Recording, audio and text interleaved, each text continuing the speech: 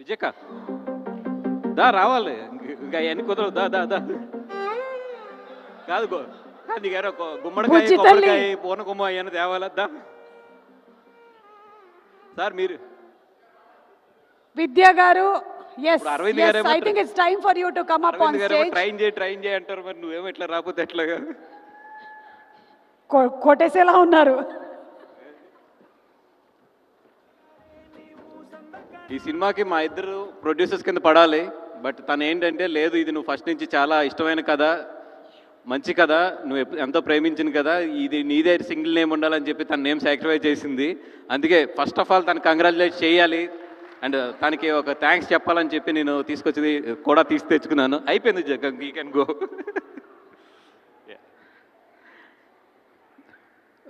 Thank you so much అండి. ఈరోజు సందీప్ గారు, దిల్ రాజు గారు, అన్న ఇప్పుడు నా ప్రతి సినిమాకి వస్తాడు, ఆశీర్వదిస్తాడు.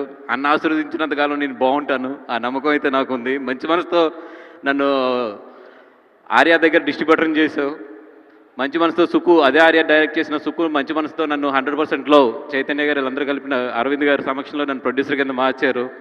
ఇంతమంది మంచి మనసుల మధ్యలోంచి ఎదిగిన నాకు డెఫినెట్గా మంచి సక్సెస్లే వస్తాయి. ఎందుకంటే నా చుట్టూ ఉన్నది చాలా మంచి పాజిటివ్ వైబ్.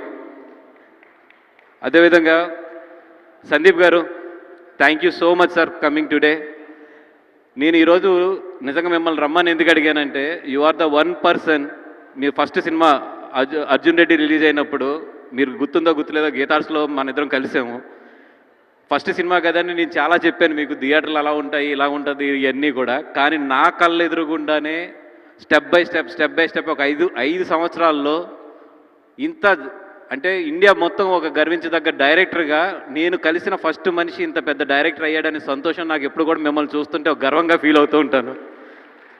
అందుకే సార్ ఈరోజు ప్రత్యేకంగా మిమ్మల్ని రమ్మంది ఎందుకంటే this is one of the biggest film in my career.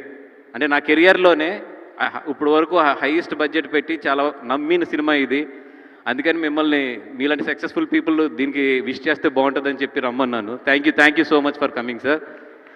And మా యూనిట్కి పేరున కూడా నేను ధన్యవాదాలు చెప్పాలి. ఎందుకంటే ఎంత కష్టపడ్డామో నాకు బాగా తెలుసు.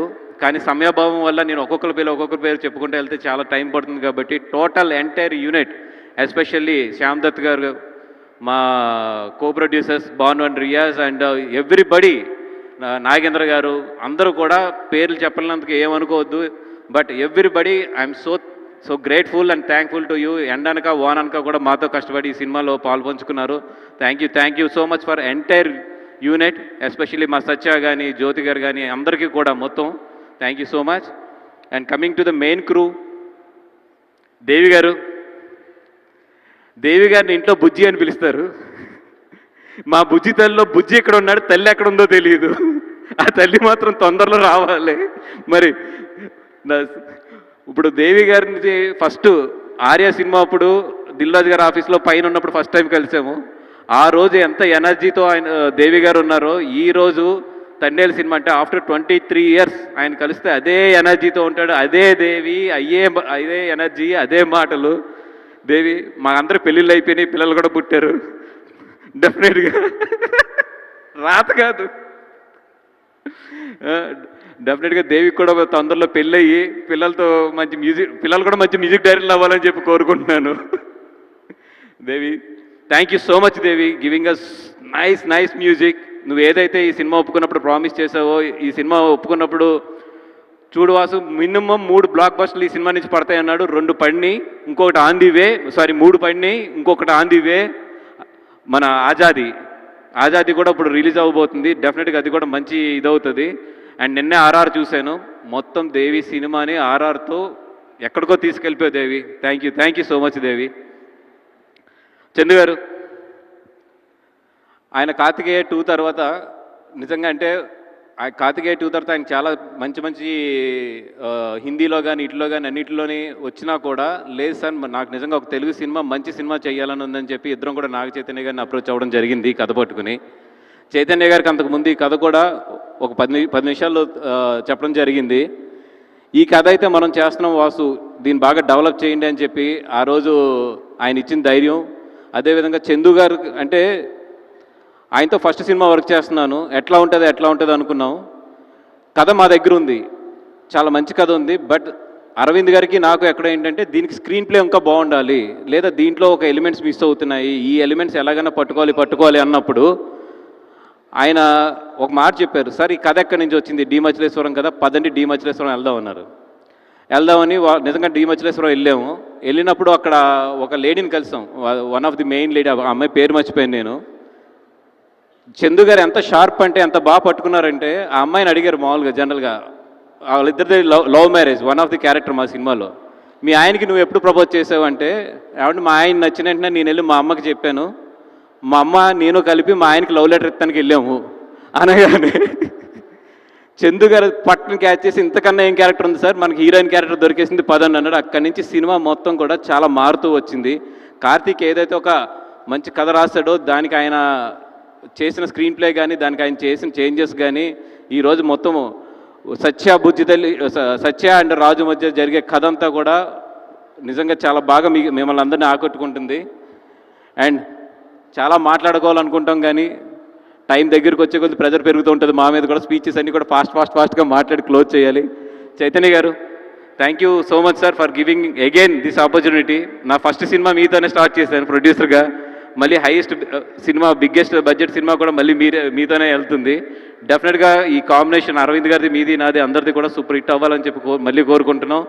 అండ్ ఈ సినిమా హిట్ అవుద్ది అంటానికి ఒకటి నాకు గట్టి నమ్మకం ఏంటంటే, ప్రతి సినిమాకి కూడా ఆ యూనిట్లో ఒకరికి చాలా గట్టి నమ్మకం ఉంటుంది సినిమా మీద, ఒకరు చాలా గట్టిగా కోరుకుంటారు, ఒకరు చాలా బాగా కష్టపడతారు ఒక సినిమాకి. ఆల్ ఎనర్జీయే సినిమాకి 50% సక్సెస్కి తీసుకెళ్ళిపోతుంది. ఈ సినిమా హిట్ అవ్వాలి, ఈ సినిమా పెద్ద హిట్ అవ్వాలి, ఈ సినిమా ఎలాగైనా హిట్ అవ్వాలని మా అందరికన్నా కూడా గట్టి కసి ఎవరికంటే చైతన్య గారికి.